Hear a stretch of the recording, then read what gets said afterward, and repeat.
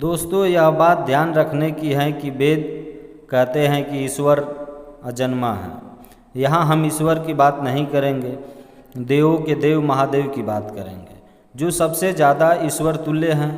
दोस्तों, हिंदू धर्म मानता है कि ईश्वर ने कुछ भी नहीं बनाया, उसकी उपस्थिति से सब कुछ स्वतः ही बनता गया। दोस्तों, ईश्वर समय और आकाश की तरह है, जिसके भीतर सब कुछ है, फिर भी वह सबसे बाहर है और उसके भीतर कुछ भी नहीं है। नमस्कार, प्रणाम। आप देख रहे हैं स्टोरी वॉइस और मैं हूं चंदन। दोस्तों, विष्णु, ब्रह्मा और शिव का जन्म एक रहस्य है। तीनों के जन्म की कथाएं वेद और पुराणों में अलग अलग हैं। उनके अलग अलग होने के कारण यह है कि जो शिव को मानते हैं वे शिव को ही केंद्र में रखकर अपना दर्शन करते हैं, और जो विष्णु भगवान को मानते हैं वे विष्णु भगवान को ही केंद्र में रखते हैं। लेकिन सभी पुराण इस बात पर तो सहमत हैं कि शिव ने ब्रह्मा के पुत्र दक्ष की पुत्री सती और विष्णु ने ब्रह्मा के पुत्र भृगु की पुत्री लक्ष्मी से विवाह किया था। दोस्तों, ऐसे में सभी तरह के अलंकारिक और श्रृंगारिक कथाओं के रहस्य को समझना जरूरी है। दोस्तों, अलग अलग पुराणों में भगवान शिव और विष्णु के जन्म के विषय की कई कथाएं प्रचलित हैं। शिव पुराण के अनुसार भगवान शिव को स्वयंभू माना गया है, जबकि विष्णु पुराण के अनुसार भगवान विष्णु स्वयंभू हैं। दोस्तों, शिव पुराण के अनुसार एक बार जब भगवान शिव अपने टखने पर अमृत मल रहे थे, तब उससे भगवान विष्णु पैदा हुए, जबकि विष्णु पुराण के अनुसार ब्रह्मा भगवान विष्णु की नाभि कमल से पैदा हुए, जबकि शिव भगवान विष्णु के माथे के तेज से उत्पन्न हुए बताए गए हैं। दोस्तों, विष्णु पुराण के अनुसार माथे के तेज से उत्पन्न होने के कारण ही शिव हमेशा योग मुद्रा में रहते हैं। दोस्तों, शिव के जन्म की कहानी हर कोई जानना चाहता है।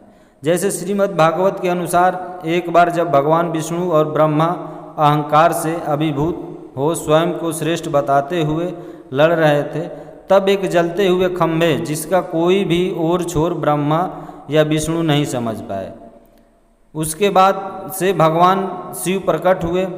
यदि किसी का बचपन है तो निश्चित ही जन्म भी होगा, और अंत भी विष्णु पुराण में शिव के बाल रूप का वर्णन मिलता है। दोस्तों, इसके अनुसार ब्रह्मा को एक बच्चे की जरूरत थी। उन्होंने इसके लिए तपस्या की, तब अचानक उनकी गोद में रोते हुए बालक शिव प्रकट हुए। दोस्तों, ब्रह्मा जी ने बच्चे से रोने का कारण पूछा तो उसने बड़ी मासूमियत से जवाब दिया कि उनका नाम ब्रह्मा नहीं है, इसलिए वो रो रहे हैं। दोस्तों, तब ब्रह्मा जी ने शिव का नाम रुद्र रखा, जिसका अर्थ होता है रोने वाला। दोस्तों, शिव तब भी चुप नहीं हुए, इसलिए ब्रह्मा जी ने उन्हें दूसरा नाम दिया, पर शिव जी को वो भी नाम पसंद नहीं आया और वे फिर भी चुप नहीं हुए। इस तरह शिव जी को चुप कराने के लिए ब्रह्मा जी ने 8 नाम दिए, और शिव जी 8 नामों वाले जैसे रुद्र, सर्व, भाव, उग्र, भीम, पशुपति, ईशान और महादेव से जाने गए। दोस्तों, शिव पुराण के अनुसार यह नाम पृथ्वी पर लिखे गए थे। शिव के इस प्रकार ब्रह्मा पुत्र के रूप में जन्म लेने के पीछे भी विष्णु पुराण की एक पौराणिक कथा है। दोस्तों, इसके अनुसार जब धरती, आकाश, पाताल समेत पूरा ब्रह्मांड जलमग्न था, तब ब्रह्मा, विष्णु और महेश शिव के सिवा कोई भी देव या प्राणी नहीं था। तब केवल विष्णु ही जल सतह पर अपने शेष नाग पर लेटे नजर आ रहे थे। दोस्तों, तब उनकी नाभि से कमल नाल पर ब्रह्मा जी प्रकट हुए। दोस्तों, ब्रह्मा विष्णु जब सृष्टि के संबंध में बातें कर रहे थे तो शिव जी प्रकट हुए।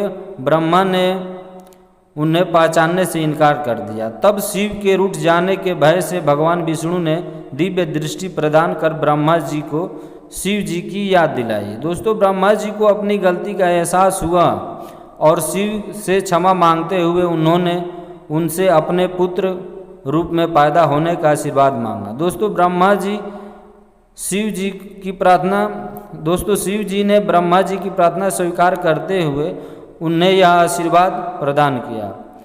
कालांतर में विष्णु भगवान के कान में मैल से पैदा हुए मधुकैटभ राक्षसों के वध के बाद जब ब्रह्मा जी ने सृष्टि की रचना शुरू की तो उन्हें एक बच्चे की ज़रूरत थी और तब उन्होंने भगवान शिव जी के आशीर्वाद का ध्यान आया। अंततः ब्रह्मा जी ने तपस्या की और बालक शिव बच्चे के रूप में उनकी गोद में प्रकट हुए थे। दोस्तों, भगवान शिव जी का विवाह ब्रह्मा जी के पुत्र दक्ष की पुत्री सती से हुआ था। एक बार दक्ष ने एक विशाल यज्ञ का आयोजन किए, लेकिन उन्होंने शिव जी और सती को निमंत्रण नहीं किए। दोस्तों, भगवान शिव को मना करने के बाद भी सती इस यज्ञ में आई, और जब उन्होंने यज्ञ में अपने पति शिव को अपमान होते हुए देखा तो यज्ञ वेदी में कूदकर उन्होंने अपनी देह का त्याग कर दिया। दोस्तों, जब भगवान शिव को यह ज्ञात हुआ तो उन्होंने क्रोध में अपने सिर से एक जटा उखाड़ी और उसे रोषपूर्वक पर्वत के ऊपर पटक दिया। उस जटा से महाभयंकर वीरभद्र प्रकट हुए। दोस्तों, शिव के इस अवतार से दक्ष के यज्ञ का विध्वंस कर दिया और दक्ष का सिर काटकर उसे मृत्यु दंड दिया। बाद में देवताओं के अनुरोध करने पर भगवान शिव ने दक्ष के सिर पर बकरे का मुंह लगाकर उन्हें पुनः जीवित कर दिया। दोस्तों, वीरभद्र के अलावा शिव के 18 और अवतार हुए, जिनके नाम हैं पीपलाद, नंदी, भैरव, अश्वत्थामा, सर्वावतार, गृहपति, दुर्वासा, हनुमान, वृषभ, यतिनाथ, कृष्ण दर्शन, अवधूत, भिक्षुवर्य, सुरकेश्वर, किरात, सुंटनकर्त, ब्रह्मचारी और यक्ष। दोस्तों, इस संदर्भ में एक कथा है कि एक बार ब्रह्मा जी और विष्णु जी में श्रेष्ठता को लेकर विवाद होने लगा। दोनों निर्णय के लिए भगवान शिव के पास गए विवाद का हल निकालने के लिए। दोस्तों, भगवान शिव जी साकार से निराकार रूप में प्रकट हुए। शिव जी का निराकार रूप अग्नि स्तंभ के रूप में नजर आ रहा था। ब्रह्मा जी और विष्णु जी दोनों इसके आदि और अंत का पता लगाने के लिए चल पड़े। कई युग बीत गए, लेकिन इसके आदि और अंत का पता नहीं लगा। दोस्तों, जिस स्थान पर यह घटना हुई वह अरुणाचल के नाम से जाना जाता है। दोस्तों, ब्रह्मा जी और विष्णु जी को अपनी भूल का एहसास हुआ। भगवान शिव साकार रूप में प्रकट हुए और कहा कि आप दोनों ही बराबर हैं। इसके बाद शिव जी ने कहा कि पृथ्वी पर अपने ब्रह्मा जी के रूप में बोध कराने के लिए मैं लिंग रूप में प्रकट हुआ, इसलिए अब पृथ्वी पर इसी रूप में मेरे परम ब्रह्मा जी रूप की पूजा होगी। इसकी पूजा से मनुष्य को भोग और मोक्ष की प्राप्ति होगी। दोस्तों, सबसे पहले रुद्र हुए। उन्हीं रुद्र का एक अवतार महेश का है। उन्हीं महेश को महादेव और शंकर कहते हैं। वे शिव अर्थात ब्रह्मा के समान होने के कारण शिव कहलाए, हालांकि शिव उनका नाम नहीं है। रुद्र अवतार में से एक भैरव हैं। शिव जी से भी बढ़कर सदाशिव की महिमा का वर्णन पुराणों में मिलता है।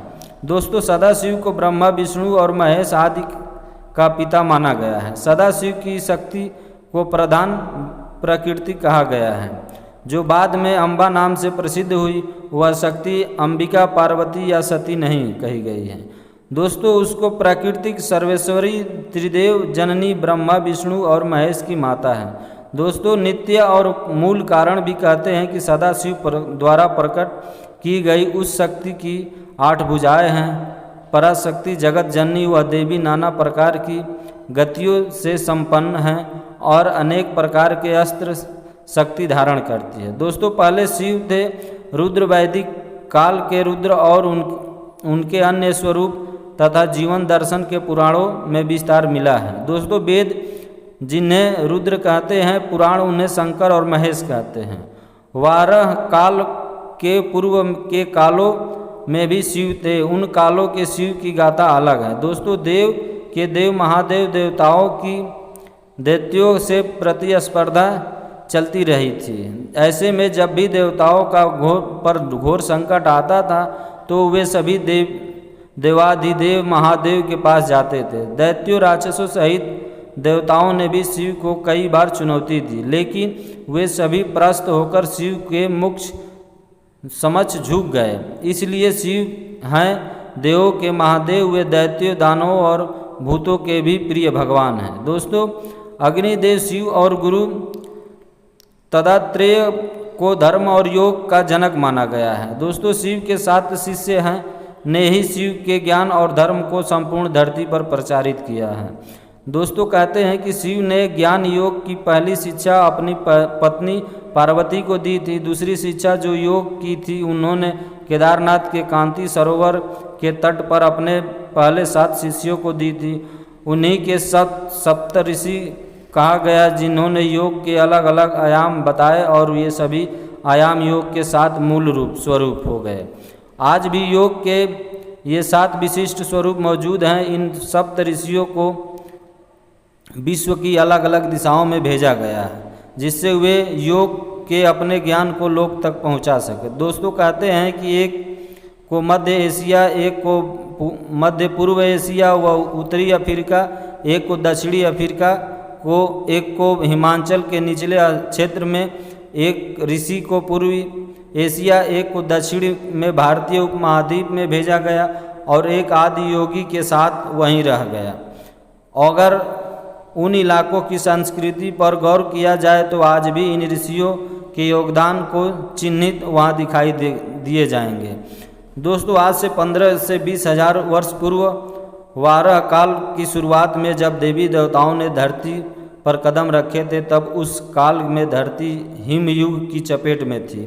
इस दौरान भगवान शंकर ने धरती के केंद्र कैलाश को अपना निवास स्थान बताया।